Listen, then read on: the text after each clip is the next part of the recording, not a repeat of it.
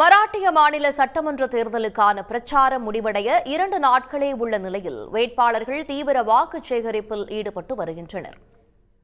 தமிழர்கள் அதிகம் வாழும் தாராவி தொகுதியில் உள்ள நிலவரம் குறித்து களத்தில் உள்ள எமது செய்தியாளர் குணசேகரனிடம் கேட்கலாம். குணசேகரன், தாராவியில எந்த கட்சிக்கு அதிகமான வரவேற்பு இருக்குது? தமிழர்கள் மத்தியில எந்த கட்சிக்கு அதிகமாக வாக்களிக்கக்கூடிய சூழல் அங்க நிலவுது? என்ன சொல்றாங்க?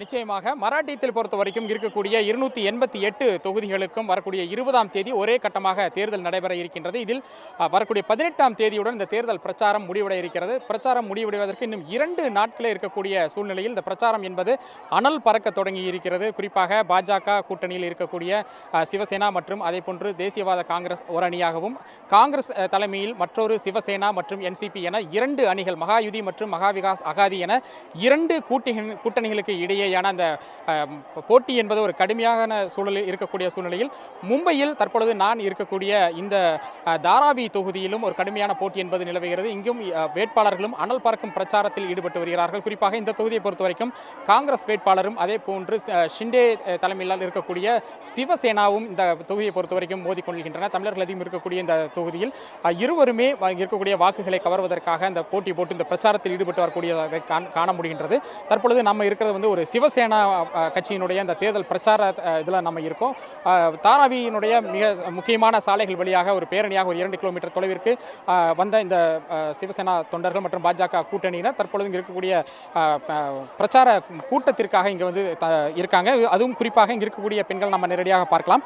இது மராட்டியத்தினுடைய பாரம்பரியமான அந்த உடை அணிந்து இந்த கலாச்சார உடையுடன் இதில் பெண்கள் பங்கேற்றிருக்காங்க. குறிப்பாக அந்த தலைப்பாகை மற்றும் அதே போன்று மூக்குத்தி உள்ளிட்ட அந்த நகைகள்லாம் அணிந்து ஒரு பாரம்பரியமான உடையுடன் தற்பொழுது தங்களுடைய வேட்பாளருக்கு பொதுமக்களிடம் ஆதரவு திரட்டுவதற்காக அவர்கள் இந்த தேர்தல் பிரச்சாரத்தில் ஈடுபட்டிருக்காங்க. இருக்கக்கூடிய கட்சி நிர்வாகிகள் இருக்காங்க, நம்ம அவங்க கிட்ட பேசலாம். இந்த பிரச்சாரம் அப்படிங்கிறது எந்த அளவுக்கு போயிட்டு இருக்கு? எந்த விதமான பிரச்சாரங்கள்லாம் மக்கள்கிட்ட நீங்க கொண்டு போய் பண்ணிக்கிட்டு இருக்கீங்க? பிரச்சாரம் பிரமாதமாக நடந்துட்டு இருக்கு சார்.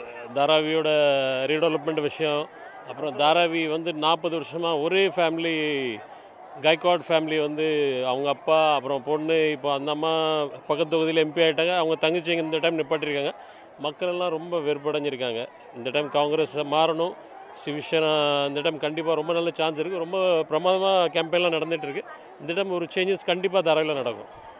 இப்போ என்னென்ன மாதிரியான விஷயங்கள், அதாவது இப்போ பொதுக்கூட்டம், பேரணி, இந்த மாதிரி பிரச்சாரங்கள் எந்த வகையில் போயிட்டு இருக்குது? இந்த பிரச்சாரம் 2 நாளில் அந்த பிரச்சாரம் முடிவோட இருக்குது. கேண்டிடேட்டோட சேர்ந்து தொகுதி முழுக்க அந்த பிரச்சாரங்கிறது எப்படி தீவிரமாக போயிட்டு இருக்கு? பிரச்சாரம் நல்லா இருக்குது. அப்புறம் லாட்கி பென் யோஜனான்னு சிந்தி சாப் கொடுத்துருக்காங்க. லேடிஸ் அதனால ரொம்ப நல்ல வரவேற்பு இருக்குது. மாதம் அவங்களுக்கு இது கொடுத்து நல்ல இது ஸ்கீம்லாம் கொடுத்துருக்காங்க. இன்னும் தாராவி டெவலப்மெண்ட்டுக்கும் நல்லா அக்ரி பண்ணியிருக்காங்க. அதனால் நல்லா அக்ரி இருக்குது. காங்கிரஸ் 40 வருஷமாக காங்கிரஸும் ஒன்றும் பண்ணல தாராவிக்குன்ட்டு. இப்போ இந்த சாப் சிஎம் சாப் சொல்லியிருக்காங்க, எல்லாமே கரெக்டாக பண்ணியிருந்தோம். தாராவியில் இருக்கிற மக்களுக்கு தாராவியில் தான் வீடு கன்ஃபார்ம்னு சொல்லியிருக்காங்க. இப்போ இவர்கள் சொல்வதை போலத்தான் இந்த தொகுதியை பொறுத்த வரைக்கும் காங்கிரஸ் மற்றும் சிவசேனா இடையேயான அந்த நேரடி போட்டி என்பது இங்கே களத்தில் நிலவி கொண்டிருக்கின்றது. இந்த தொகுதியில் இருக்கக்கூடிய அந்த வேட்பாளர்கள் மற்றும் அதே போன்று இருக்கக்கூடிய கட்சியினரும் வீதியாகவும் வீடாகவும் சென்று பல்வேறு யுக்திகளை கையாண்டு இந்த பிரச்சாரத்தில் ஈடுபட்டு வரக்கூடிய அந்த காட்சிகளை நம்மால் நேரடியாக இந்த களத்தில் காண முடிகிறது. உள்ளபடியே கள தகவல்களுக்கு நன்றி குணசேகரன். உடனுக்குடன் செய்திகளை தெரிந்து கொள்ள சன் நியூஸ் பெல் ஐகானை கிளிக் பண்ணுங்க.